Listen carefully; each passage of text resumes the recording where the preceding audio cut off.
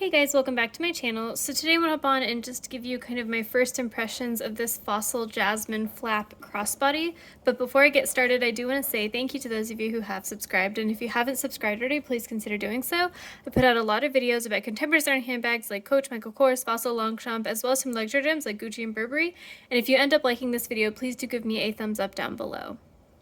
So like I said, I'm going to give you my first impressions of the bag. So I think this video is basically going to be first, I'll give you a tour of the bag, then I will fill it up with all of my stuff and kind of see what fits, and then I'll kind of close out by giving you just any thoughts that I have that I haven't already said in the video. So starting with a tour of the bag, this is a flat bag with a turn lock closure. The turn lock detail I think is really interesting, and I do like that it's not very branded. If I got something similar from somewhere like Coach, this might be like a big huge C, and that would be, pretty obviously branded, but this is, very subtle. The only branding on the bag is on the back here where it says Fossil in the embossing. Like I said in my unboxing video of this bag, this turn lock closure is very small.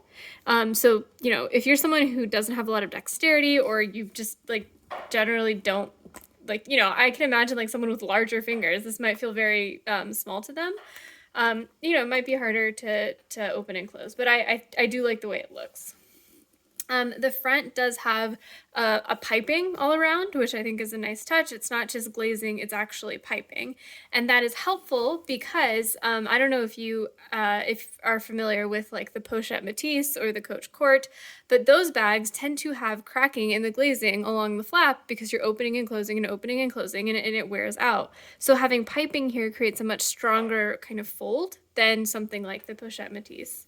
So I thought that was a really nice touch, particularly because I bought this bag for $54 when it was on sale. So this piping and all of the extra detail I think is kind of really awesome given the price point.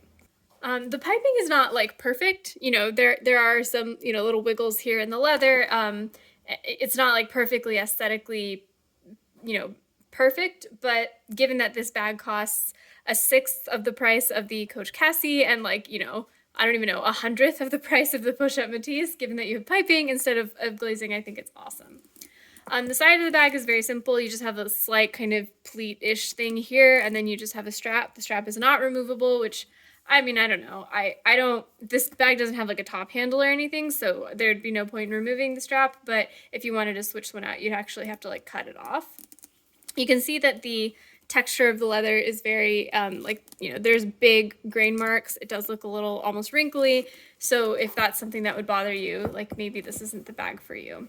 The back of the bag, like I said, has that Fossil logo there in the embossing. And then you have a back slip pocket here, which is great. Great place to stash your phone when you're out and about. And you can start to see kind of the edge of the flap here going into that back pocket. I think that's kind of a nice touch. I like how that looks. You have more piping here on the back as well. So you don't have any glazing on this bag that I can see. Maybe there's glazing here. Once we open it, we'll look. I guess there would be glazing right on top here. So that's kind of a raw edge that's been glazed, but then you have this piping all around to avoid having glazing on the major edges of the bag. You again have glazing on the bottom here. You have a different piece of leather on the bottom, and that different piece of leather has a completely different texture than the leather on the back of the bag and the main part of the bag. And I kind of wonder, so Fossil does say that this bag has some kind of vinyl trim on it, and I don't know what that means. I don't know what parts of the bag are vinyl. I assume it might be the strap, but maybe this is also one of the parts of the bag that is vinyl. It does feel a little bit different than this part of the bag. And then on the side here, you just have a very small, very, very small Fossil key. This is smaller and much flimsier than some of the Fossil keys on my other bags. And I wonder if it's because this is an outlet style, so they cut costs there. And then before I open the bag, you can start to see the piping here ends where the bag, before the top of the bag, and you can start to see some of that stitching. So it's not a perfectly clean finish, but I still think it looks very nice, especially for $50 for, a real leather bag. So opening it up, the kind of flap bit is just a plain black fabric, and you can see the back of the turn lock here with some screws. That's the front. And then you just have the flap opening. The flap opens very nicely, and you don't have to worry, like I said, about glazing because this is all piping. So opening the bag up, you do see that it's, you know, just a plain black interior, kind of lined in black fabric. The lining here doesn't line up like super perfectly with the edge of the bag. So again, not like the neatest finish on this bag, but still a great style and very functional. The interior of the bag does have card slots on this side, 6 card slots, which I was surprised to see for a bag this big, and this is like honestly not something I would ever use. You have the Fossil little leather patch. You have a back slip pocket that's not the roomiest. It doesn't go down to the very bottom of the bag, but you do have this interior kind of middle pocket as well, so you'll be able to have room there, and that does go to the very bottom of the bag. And then the bag, because of that interior pocket, is split into these 2 compartments. And then you just have the turn lock here. You can see it there. Looks very nice. It's a kind of a unique shape. So now I'm going to stuff my stuff into this bag. I will start with some catch-all items. So I'll just have like all of my random crap, like a mirror, a sanitizing wipe, an emergency mask in case I forget one, travel Advil container, a chapstick, a little hand moisturizing stick, my very dirty bag of Band-Aids that maybe I should put that in something else. So let's see where those will fit in this bag. Basically, I have 2 options, right? I could put it in the middle compartment or in this back zip one. I would prefer to put it in the back zip one because I don't really reach for this stuff that often. It's just stuff that I carry around, you know, to have it in case I need it. All right, and the mask. So already, like this back slip pocket you can see is feeling very stuffed, and I'm not even sure this mask will fit in there. Yeah, I mean, it's very tight. I don't know. Yeah, okay, so it'll close, but like it's very bulky. So that's a strangely unusable pocket. I'm gonna take that mask out and I'll try to put it somewhere else. So then I will have my wallet, which can go in the front here. I like to put, when I have bags like this that have compartments, I like to put my wallet and keys in the very front to make them kind of very easy access. I have another little pouch that just has basically my Swiss Army knife. I'll put that in the back pocket here.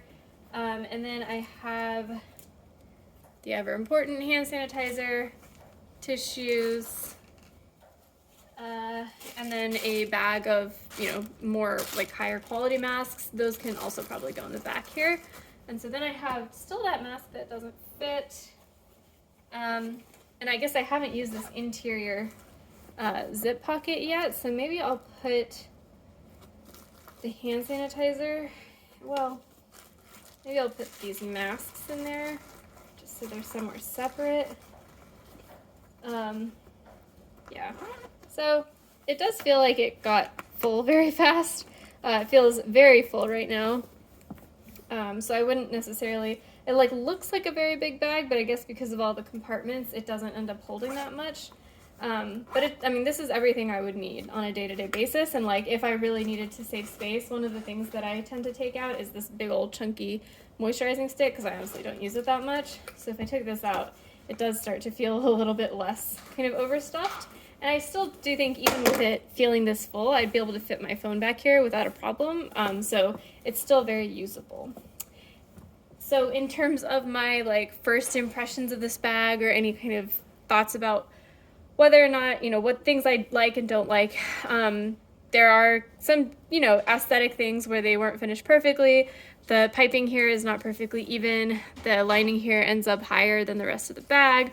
The bottom of the bag is a completely different texture of leather, may not even be leather, it might be vinyl, who knows. The turn lock is a little bit hard to close. And I mean, it's really not that hard.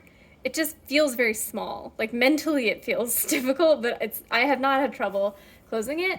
The other thing about this bag that you should note is that the strap is kind of long and it's not super adjustable. So one thing I actually did, if you've seen my video on this, I actually added 3 more holes to this strap so that it can be shorter, because I'm 5'1" and I needed it to be shorter on me to be kind of more comfortable. So that was, you know, somewhat of a problem with this bag, but honestly I just went out to Joann's and I bought a $10 tool and I was able to add some more holes to make this bag really usable.